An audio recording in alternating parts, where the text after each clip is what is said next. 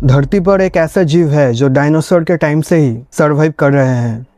66 million years पहले जब एक मैसिव एस्टेरॉइड धरती से टकराया तो 70% पीसेस कम्प्लीटली खत्म हो गए। तब भी ये जीव बचे रहे। उसके बाद कॉन्टिनेंट टूटा, आइस एज आया, क्लाइमेट चेंज हुआ, पर इसने हार तब भी नहीं मानी। लेकिन अनफॉर्चुनेटली और शॉकिंग बात पता है क्या है?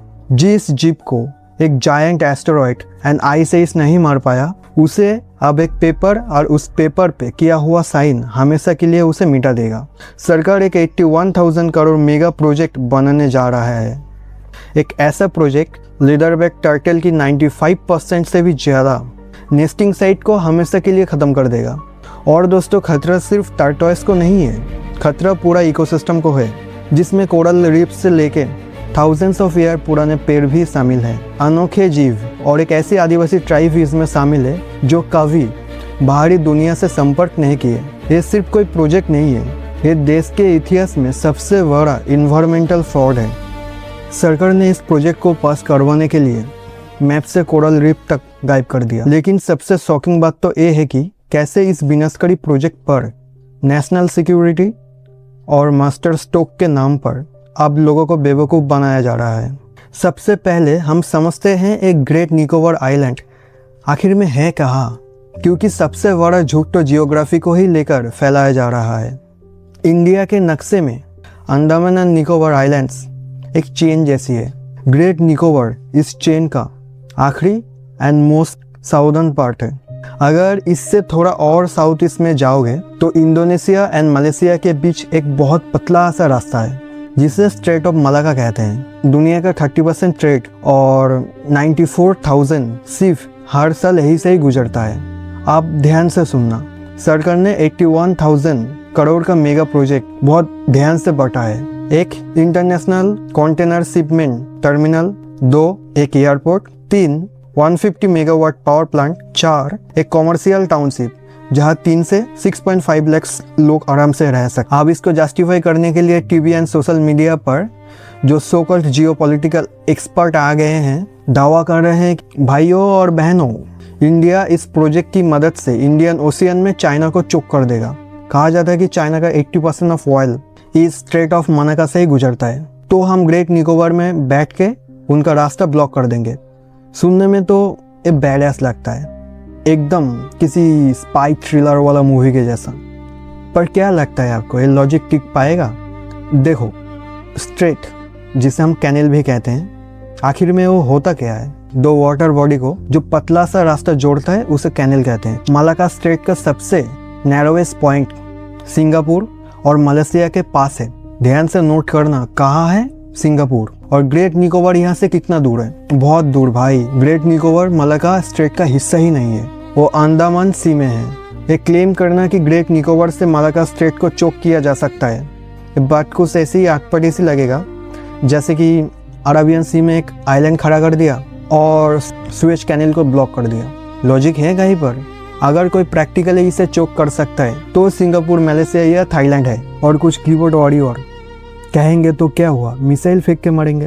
अबे मेरे आइंस्टाइन हो, मतलब मलाका स्ट्रेट में घुस के चाइना को चोक करने के लिए हम पहले सिंगापुर, मलेशिया और इंडोनेशिया से दुश्मनी ले या उनके पोर्ट उड़ा दे।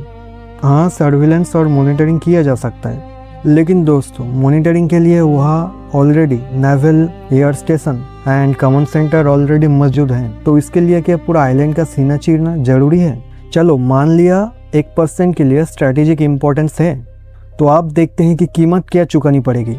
मैं पैसे की बात नहीं कर रहा, मैं उस तबाही की बात कर रहा हूँ जिसे पैसा कभी वापस नहीं कर सकता। प्रोजेक्ट का टोटल एरिया 166 स्क्वायर किलोमीटर, जिसमें 130 स्क्वायर किलोमीटर बिल्कुल अनटच प्रीस्ट फॉरेस्ट है और 84 स्क्वायर किलोमीटर ट्राइबल रिजर्व है। सरकार बड़े चालाकी से कहते हैं, अरे हम तो सिर्फ 1.82% जंगल काटेंगे, लेकिन भाई ये 1.82% अगर सिर्फ ग्रेट निकोबार के बात करें तो 15% से ज़्यादा हिस्सा है। सरकार खुद मानते हैं कि 10 लाख पेड़ काटेंगे। इंडिपेंडेंट रिसर्चर कहते हैं कि लगभग 1 करोड़ से भी ज़्यादा पेड़ काटेंगे। 1 करोड़। अंडमान की इस ट्रॉपिकल फॉरेस्ट को नेचुरल एयर कंडीशन भी ये आसपास की टेम्परेचर 2 से 3 डिग्री कम करता है। इससे हाथ लगाने का मतलब है सूखा, भयानक गर्मी और फ्लोट्स। लेकिन सबसे डिस्टर्बिंग बात आप आती है, इस जंगल में एक ट्राइबल रहती है, द सोमपेन ट्राइबल। इसका टोटल पॉपुलेशन 279 है, लगभग 300 के आसपास। इनका बाहरी दुनिया से ना के बराबर संपर्क है। जब ये प्रोजेक्ट आएगा, कंस्ट्रक्शन वर्कर आएंगे, शहर बनेंगे, तो इन सोमपेन लोगों को उन अनएक्सपेक्टेड डिजीज से एक्सपोज होना पड़ेगा जो उन्होंने अपनी पूरी हिस्ट्री में कभी नहीं देखा। उनका इम्यून सिस्टम इन बीमारियों से कम्प्लीटली हेल्पलेस है।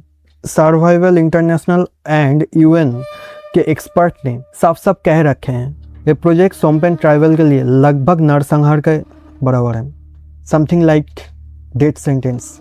और बात सिर्फ यह ख़त्म नहीं होती। 3 किलोमीटर लंबी लेदरबैक टर्टल की नेस्टिंग साइट अब सिर्फ 300 मीटर रह गई है। 650 से भी ज़्यादा कोरल कॉलोनी डिस्ट्रॉय किया जाएगा। सरकार कहते हैं कि रीएलोकेट करेंगे। कोरल कोई गमला नहीं है कि यहाँ से उठा के बैल्कनी में रख दोगे। आज तक दुनिया में मैसिव स्केल पे कोरल रीएलोकेशन सक्सेसफुल नहीं हुआ।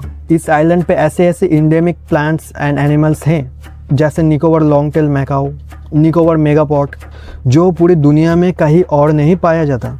2013 में इसे बायोस्फीयर रिजर्वेशन घोषित कर दिया। तो अचानक यहाँ पर अब जेसीबी कैसे चल रहा है? अगर ये प्रोजेक्ट इतना विनाशकारी है तो इसे परमिशन कैसे मिला? तो दोस्तों, यहाँ एंट्री होती है कॉर्पोरेट फंड और उस मॉडल की जो इस देश में बार बार अप्लाई होती है। फॉरेस्ट एक्ट 2006 के मुताबिक किसी भी फॉरेस्ट लैंड को डाइवर्ट करने से पहले आदिवासियों की परमिशन लेनी होती है। एक कमेटी बिठाई जाती है जिसमें कम से कम 10 शेड्यूल ट्राइब लोग होने चाहिए, पर इस प्रोजेक्ट की कमेटी में सिर्फ एक मेंबर था।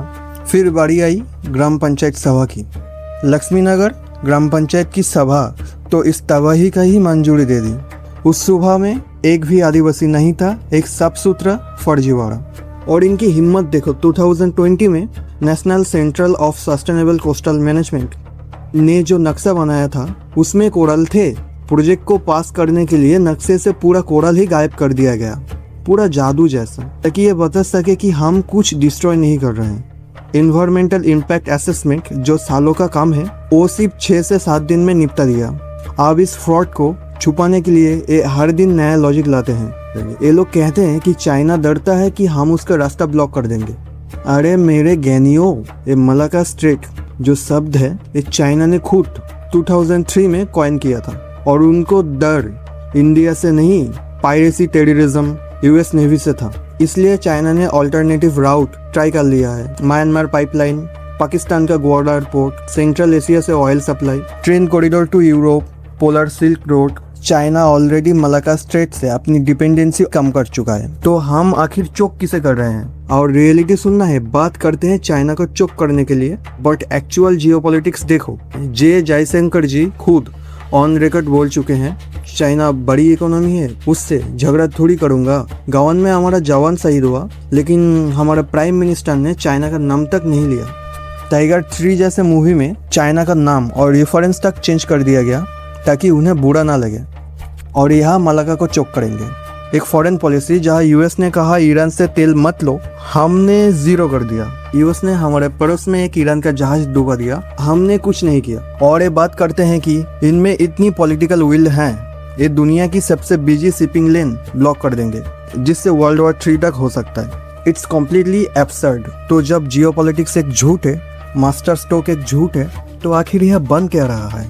ये देखो, प्रोजेक्ट प्लान में सिर्फ लिखा है कैसीनो, रिजॉर्ट, एडवेंचर स्पोर्ट्स। असलियत ये है कि 166 स्क्वायर किलोमीटर में से 149 स्क्वायर किलोमीटर तक एक इंटीग्रेटेड टाउनशिप बनेगी। ये प्रैक्टिकली इस पवित्र नेचर को उजड़ने के लिए एक लास वेगास, मैकाओ जैसे एक वीआईपी प्लेग्राउंड बनाना चाहते हैं। इसके पीछे कौन है? वो आम आदमी जो आजकल देश की वो हर कोने में पहाड़, जंगल, एयरपोर्ट पर बोर्ड लगा के बैठे हैं प्रोजेक्ट बनाने के लिए, जिसने 11 कंपनियों को एक्सप्रेशन ऑफ इंटरेस्ट दिया है। उसमें सबसे प्रोमिनियंट नाम है अदानी पोर्ट्स। हाँ, आपने सही सुना, मोदी जी ने जिसको 1 रुपया में बहुत सारा जमीन, आम बागान की जमीन दे दी है प्रोजेक्ट बनाने के लिए, जहाँ 1 रुपया में एक चॉकलेट भी नहीं मिलते। देश की इन उद्योगियों मित्रों को मुनाफे के लिए पहाड़, जंगल और आदिवासियों की लाश से गुजरने पे शर्म नहीं आती। और जब आप इस प्रोजेक्ट पे सवाल उठाओ तो इनका आईटी सेल आपको एंटी नेशनल बोल देंगे। दोस्तों देखो, हमारे पास मिलिट्री का कोई कमी नहीं है, भरपूर है। मोदी जी ने वो काम किया है। INS बाज ऑलरेडी रेडी है। उसको एक्सपेंड करो, सर्विलेंस करो, लेकिन इस जरूरत के नाम पे जंगल काट के कैसीनो, रिजॉर्ट और टाउनशिप बनाना ये सीधा सीधा लालच है। यह रेन फॉरेस्ट, यह जंगल, यह हमारे असली खजाने हैं। जो इस खजाने को लूटेगा, तबाह करेगा, वही है असली देशद्रोही। मैं आपसे हाथ जोड़ के अनुरोध करता हूँ, अगर आप में अभी भी इंसानियत और अपने धरती के लिए, अपनी मातृभूमि के लिए, अपने देश के लिए थोड़ी भी इज्जत, जिम्मेदारी है, तो इस विनाश को रोकने के लिए आवाज उठाओ, जैसे आपने पहले भी अरावली पर्वत के लिए किए हैं। और इस बारे में अपनी राय आप कमेंट में जरूर बताना। तब तक के लिए मिलते हैं। जय हिंद, जय भारत, वंदे मातरम।